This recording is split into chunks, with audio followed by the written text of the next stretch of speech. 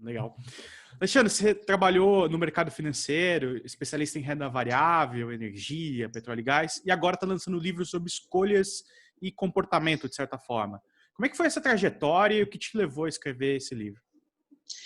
Foi uma transição grande, né, do mundo das finanças para a academia, mas desde que eu fiz meu doutorado, a minha área é economia comportamental, né, e eu sempre lecionei na GV, na Casa do Saber, temas relacionados à tomada de decisão. Então, o livro é uma tentativa de, assim, compilar quase que uma coletânea de ideias e ferramentas interessantes sobre esse tema, né, então ele transita aí da economia, a filosofia, a psicologia, a ciência da computação. Então, a ideia é trazer algumas ideias que possam ser interessantes e úteis para a tomada de decisão numa linguagem assim acessível, não técnica, sem jargão, de uma forma mais prática mesmo. E o título do livro é Escolher Bem, Escolher Mal. A minha pergunta é, o que é uma boa escolha?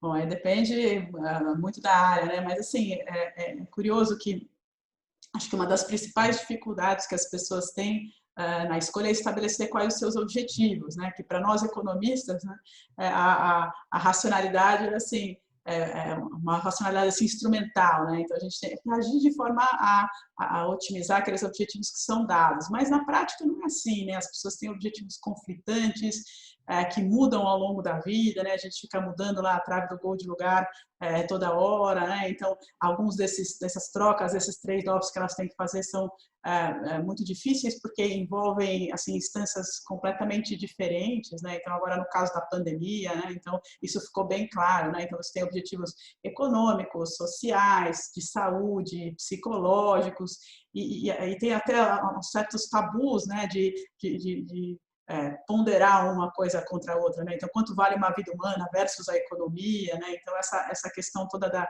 de estabelecer os seus objetivos é talvez o maior problema e que fica um pouco fora aí da agenda dos economistas, né? Mas você falou agora da questão da pandemia, né? Então, quer dizer, em algumas cidades, infelizmente, o serviço de saúde colapsou e a gente viu aí médicos tendo que decidir quem intuba, quem não intuba, tendo que alocar o recurso num ambiente de escassez extrema.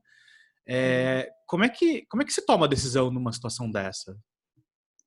Claro, essas decisões assim, né, essas situações Difícil, completamente extremas, eu não tenho. Na verdade, nenhuma decisão tem assim uma receita de bolo, né? Na verdade, acho que o livro é um pouco contra isso, né?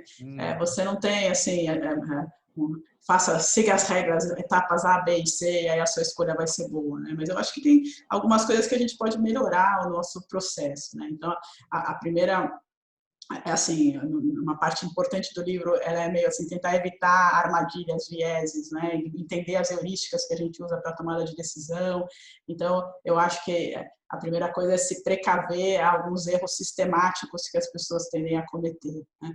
E a segunda é assim, tem algumas ferramentas que vão desde assim de lógica, saber identificar falácias em argumentos, né, conhecer diagramas causais, ou mesmo um raciocínio bayesiano, ideias de teoria dos jogos, que podem te dar mais ferramentas na hora de decidir, né?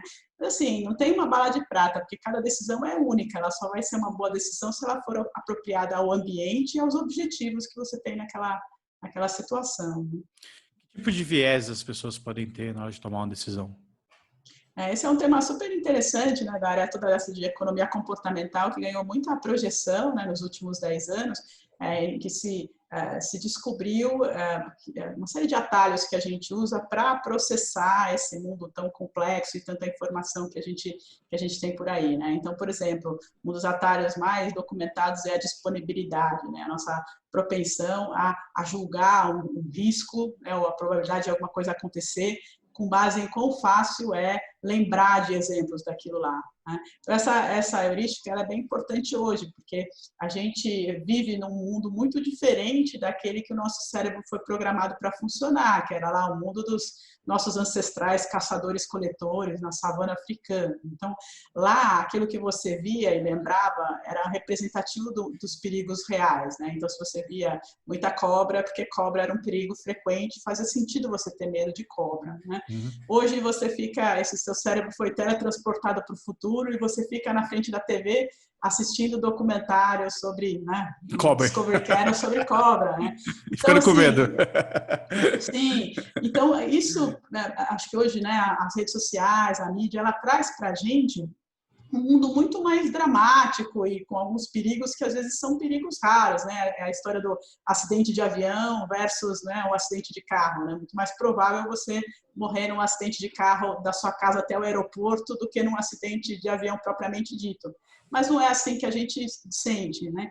Então, algumas dessas armadilhas, eu acho que entender e conhecê-las ajuda muito a gente tomar decisões melhores, né? Você está falando aqui de escolha, eu estava pensando aqui no meu problema com alimentação, por exemplo. Às vezes, quando eu percebo, assim, eu já abri a geladeira, é uma coisa assustadora. Eu falei, o que eu estou fazendo aqui de pé com essa geladeira aberta? Tanto que agora, tentando fazer dieta aqui durante a pandemia, tive que ficar meio que longe, não comprar nada, ficar meio isolado dos produtos. Eu tenho a impressão, às vezes, que o fato de comer por impulsão, uma coisa assim, não é bem uma escolha que eu faço. Será que eu estou enganado? Será que eu estou sendo enganado pelo meu cérebro? Na verdade, é curioso, não é só você, né? Então, a gente tem acho que todo mundo tem, parece que duas vozinhas dentro do cérebro, né? Então, tem o seu eu imediatista, né? Que quer aquele meio prazer momentâneo, e tem o seu eu de longo prazo, que quer, né, ser magro, saudável, né? Fazer tudo em dia, né? Responsável. E a gente vive um pouco esse conflito em que essas vozinhas, né? Então, com seus diferentes objetivos, eles dependendo do momento, um predomina em relação ao outro, né? E tem uma série de estudos um pouco sobre isso, né? O mais famoso é aquele estudo do marshmallow, aquele experimento do marshmallow, que é um dos experimentos mais famosos e replicados da psicologia, né? Em que as crianças que conseguiam esperar, né, e não comer o marshmallow por 15 minutos ganhavam um segundo, né, marshmallow. Então, essas crianças foram acompanhadas ao longo lá de 30 anos e se descobriu que as crianças que tinham mais autocontrole se saíam melhor em uma série de situações. Então, elas tinham notas melhores, maiores chances de entrar na faculdade, de ter casamentos bem-sucedidos, elas tinham uma renda maior, né? Então, tem todo esse debate sobre o autocontrole, né? E como isso afeta realmente a nossa capacidade de manter a disciplina para perseguir os nossos objetivos de longo prazo.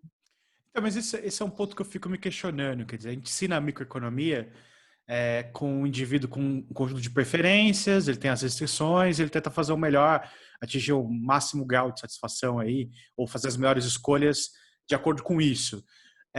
Mas será que na prática as preferências são estáveis? Quer dizer, se você perguntar para mim, sei lá, agora, Renan, você deve comer um chocolate? Eu falo, acho que não.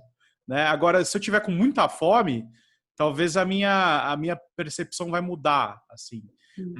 Eu faço um planejamento alimentar ao longo do dia e aí parece que está tudo certinho, isso é o que vai me deixar mais feliz se eu seguir o planejamento alimentar, mas mesmo que cause frustração, às vezes você acaba dando a volta no planejamento e quebrando ele. As preferências, elas mudam, será? Não só as preferências podem mudar, né? Então tem esses seus dois eus, não necessariamente um só, né? Mas também a própria passagem do tempo às vezes faz com que a sua preferência se reverta. Então, por exemplo, se eu chegar na primeira aula e perguntar para os meus alunos, né? Imagina assim, ó, daqui a 4 meses, na última aula do curso, eu vou dar para vocês um exercício, né? E o que vocês preferem? Passar 50 minutos fazendo exercício na última aula ou 60 minutos fazendo exercício em casa no dia seguinte da última aula? Então, todos eles vão optar por 50 minutos na aula e vão fazer essa escolha. Aí o tempo passa e a gente chega efetivamente na última aula e aí eu pergunto para eles, então, vamos fazer o exercício hoje, 50 minutos que vocês escolheram lá atrás, aí a preferência deles mudou em relação à mesma coisa. Então, agora eles querem mais um dia, não tem problema gastar mais 10 minutos. Né? Então, hoje, os economistas comportamentais estudam esse tipo de reversão de preferência hiperbólica e tal. Então, tem alguma tentativa de modelar isso aí que pode ter implicações para várias coisas, da poupança ao mercado financeiro, né? Como você desconta de uma forma que não é o que a teoria tradicional prevê. Né?